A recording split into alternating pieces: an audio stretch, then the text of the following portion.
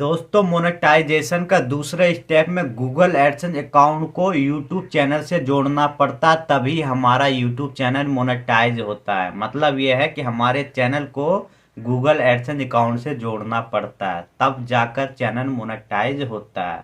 तो काफ़ी लोग का ये सवाल होता है कि एक बार हमारा यूट्यूब चैनल मोनेटाइज हो जाता है तो क्या हमें बार बार गूगल एडसेंस अकाउंट बनाना पड़ेगा दूसरे चैनल के लिए? तो दोस्तों बिल्कुल नहीं। जीवन में एक बार गूगल एडसेंस अकाउंट बनता है, एक नाम से एक ही बार बनता है, बार बार नहीं बनता है। और ध्यान दे, जब भी आप गूगल एडसेंस अकाउंट बना रहे हो तो आप 18 प्लस होना चाहिए और 4 गवर्नमेंट आईडी में से उसके पास एक गवर्नमेंट आईडी जरूर होना चाहिए, जैसे PAN card, driving licence, voter I card, passport. मतलब ये 4 गवर्नमेंट आईडी में से आपके पास एक गवर्नमेंट आईडी होना चाहिए।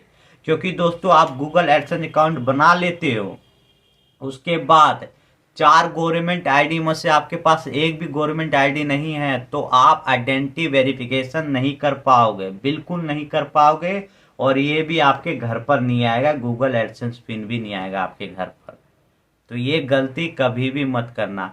मान लीजिए कि आप 18 से नीचे हो तो अपने परिवार में किसी भी सदस्य का आप गूगल एडसेंस अकाउंट बना सकते हो, लेकिन ध्यान रहे जिसका भी बना रहे हो आपको ये ध्यान देना है कि ये 4 गवर्नमेंट आईडी में से एक गवर्नमेंट आईडी जरूर होना चाहिए उसके पास, तभी आप बना पाओगे। बना तो वैसे भी लोगे लेकिन आइडेंटिटी वेरिफिकेशन ऑन नहीं कर पाओगे, तो यहीं पर दिक्कत हो जाता है। तो काफ़ी लोग का ये भी सवाल होता है कि मान लीजिए कि मेरा गूगल एडसेंस अकाउंट बन गया है और मेरा गूगल एडसेंस पिन भी आ चुका, मतलब एड्रेस वेरीफाई हो चुका है, आइडेंटिटी वेरीफाई भी हो चुका है, तो क्या मुझे बार बार गूगल एडसेंस अकाउंट बनाना पड़ेगा या फिर बार बार मेरे घर पर ये गूगल एडसेंस पिन आएगा? तो दोस्तों एक बार ही आपको आइडेंटिटी वेरिफिकेशन करना पड़ता है और एड्रेस वेरिफिकेशन करना पड़ता है, उसको बाद बार बार बिल्कुल नहीं करना पड़ता है। आप एक गूगल एडसेंस अकाउंट में कई चैनल को जोड़ सकते हो, बिल्कुल जोड़ सकते हो, उसमें कोई दिक्कत नहीं है, जोड़ सकते हो। आपका एक गूगल एडसेंस अकाउंट है, उसमें आपने आइडेंटिटी वेरिफिकेशन भी कर लियो हो और एड्रेस वेरिफिकेशन भी कर लियो, मतलब ये जो गूगल एडसेंस पिन आता है ना, ये भी डाल के एड्रेस वेरिफिकेशन ऑन कर लियो। उसके बाद आपने बैंक डिटेल डाल के सेटअप कर लियो। फिर आपका दूसरा चैनल हुआ, वो भी मोनेटाइज होने वाला, तो उसको भी है ना गूगल एडसेंस अकाउंट से जोड़ सकते हो, उसी गूगल एडसेंस अकाउंट से जिससे आपका पहले चैनल मोनेटाइज है, जोड़ सकते हो, कोई भी इफेक्ट नहीं पड़ेगा। लेकिन दिक्कत पता है कब होगा? मान लीजिए कि एक गूगल एडसेंस अकाउंट है आपका, उसमें 2 यूट्यूब चैनल जुड़ा हुआ है, तो एक भी चैनल पर कोई दिक्कत आता है, जैसे रीयूज कंटेंट, इनवैलिड एक्टिविटी, या फिर कोई ऐसा वीडियो आपने बनाया जो मोनेटाइजेशन रिजेक्ट कर सकता है, मतलब मोनेटाइजेशन डिसेबल कर सकता है, तो दोस्तों इफेक्ट पता क्या पड़ेगा? एक मोनेटाइजेशन डिसेबल होगा ना एक चैनल का, तो दोनों चैनल का हो जाएगा, क्योंकि आपका गूगल एडसेंस अकाउंट एक ही है। इसीलिए दोस्तों मान लीजिए कि आपके पास 2 यूट्यूब चैनल है और दोनों यूट्यूब चैनल का गूगल एडसेंस अकाउंट अलग अलग है, तो एक भी चैनल का मोनेटाइजेशन आपका डिसेबल होता है तो एक चैनल का ही होगा, दोनों का नहीं होगा, क्योंकि दोनों का गूगल एडसेंस अकाउंट अलग अलग है। अगर एक ही गूगल एडसेंस अकाउंट में 2 यूट्यूब चैनल है और एक यूट्यूब चैनल का भी मोनेटाइजेशन डिसेबल होता है तो दोनों का हो जाएगा। तो ये गलती आप मत करना। और काफ़ी लोग का ये सवाल होता है कि यार मैंने तो अपने नाम पर गूगल एडसेंस अकाउंट बना लिया है, आइडेंटिटी वेरिफिकेशन भी कर लिया, एड्रेस वेरिफिकेशन भी कर लिया और बैंक डिटेल भी डाल लिया हूँ, तो अब मैं दूसरे चैनल को इससे जोड़ूँ या ना जोड़ूँ? तो दोस्तों ये आपके ऊपर है, आपको जोड़ना है या नहीं जोड़ना है। अब सवाल ये होता है कि अब मैं दूसरा गूगल एडसेंस अकाउंट किसके नाम पर बनाऊं? तो दोस्तों आप अपने परिवार में किसी के नाम पर भी बना सकते हो गूगल एडसेंस अकाउंट, और बैंक डिटेल आप अपना डाल देना। लेकिन ध्यान रहे कि एक गूगल एडसेंस अकाउंट में जो बैंक डिटेल डला हुआ है उसे दोबारा मत डालना, आप दूसरा बैंक डाल सकते हो। जैसे मान लीजिए कि मैं अपने नाम पर एक गूगल एडसेंस अकाउंट बनाया हूँ, उस पर मैं अपना बैंक डिटेल जोड़ लिया हूँ, फिर मैंने एक दूसरा अपने परिवार के नाम पर गूगल एडसेंस अकाउंट बनाया और उस पे बैंक डिटेल में अपना ही जोड़ना, तो वहाँ पर दिक्कत आ सकता है, इफेक्ट पड़ सकता है।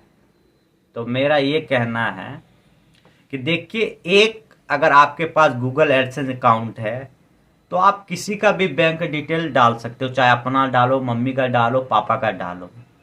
अगर आपने अपना डाल रखा है तो दोबारा गूगल एडसेंस अकाउंट में अपना बैंक डिटेल मत डालना, क्योंकि आपका पहले से ही गूगल एडसेंस अकाउंट में बैंक डिटेल डल चुका है।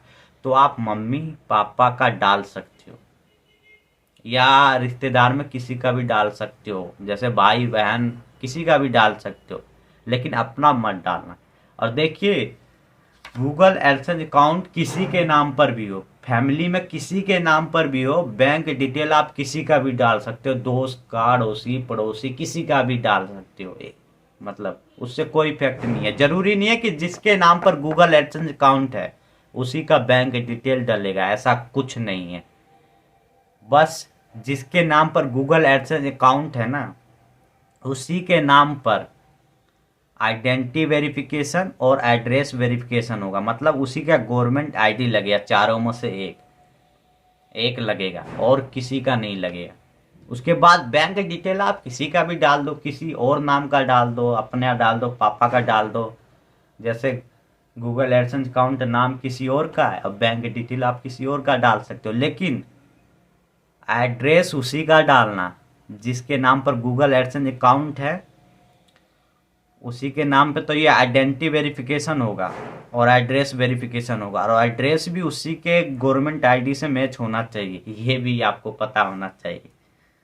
तो यही सारी इन्फॉर्मेशन थी। और बैंक डिटेल में सबसे महत्वपूर्ण पता क्या होता है?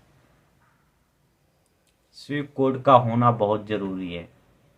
बैंक में जाकर पता कर लेना कि स्विफ्ट कोड, क्योंकि कई बार क्या होता है कि IFSC कोड तो हमें मिल जाता है, वो तो इंडिया के लिए होता है, लेकिन स्विफ्ट कोड होता है बाहर कंट्री के लिए। मतलब हमारा पैसा डॉलर में आएगा तो डॉलर को रुपया में कन्वर्ट करने के लिए ही स्विफ्ट कोड का होना बहुत ज़रूरी है। तो छोटे ब्रांच में नहीं मिलता है तो आप जाकर बड़े ब्रांच में भी पता कर सकते हो। मतलब आपका कोई भी छोटा ब्रांच हो, वहाँ पर जाकर बोलोगे तो अगर स्विफ्ट कोड मिल गया तो ठीक है, नहीं तो उसी ब्रांच का कोई एक बड़ा ब्रांच होता है, वहाँ पर जाकर आप पता कर लेना, आपको मिल जाए। तो बाकी के लिए इतना ही है।